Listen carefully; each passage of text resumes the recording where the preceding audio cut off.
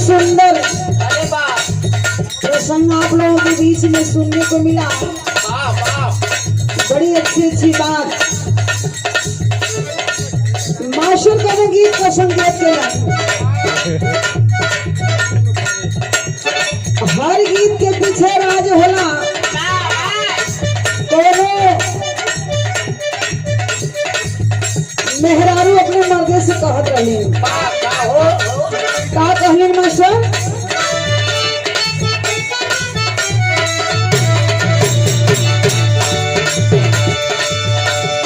गीत बड़ी ट्रेंडिंग में चलत बा। बड़ा लोग पसंद करत हवन। लड़का कुल मोबाइल पर यूट्यूब पर ध्यान देले हम सुनत हवन। मेहरारू का संकेत हमारा से कहे का कहे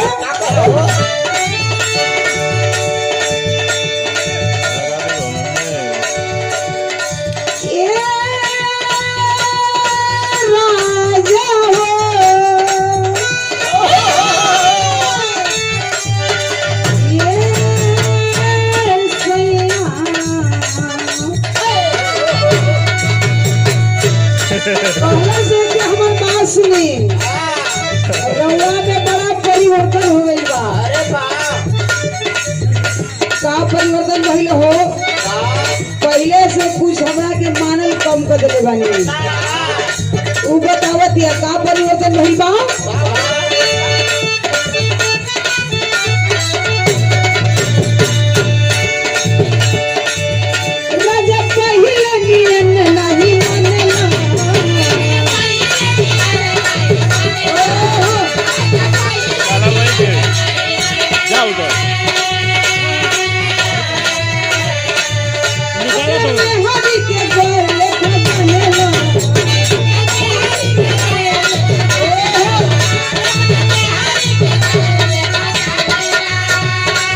भैया रिकॉर्डिंग करो तो नहीं बढ़िया हो गया।